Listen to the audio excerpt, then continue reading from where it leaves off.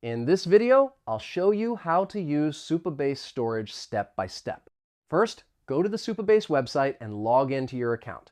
After logging in, click on your project. Now, open the project where you want to use storage. On the left sidebar, find the Storage option and click on it. Now click on New Bucket to create a new bucket.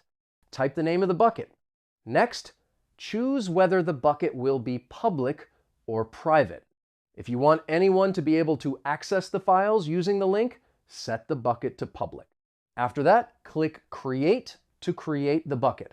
Once the bucket has been created, click on it to open. Now click on Upload File. Select the file you want to add to storage. After selecting the file, click Upload to send the file. When the upload is finished, the file will appear inside the bucket. If the bucket is public, you can copy the file link by clicking the three dots next to the file, then select the Copy URL option. Done.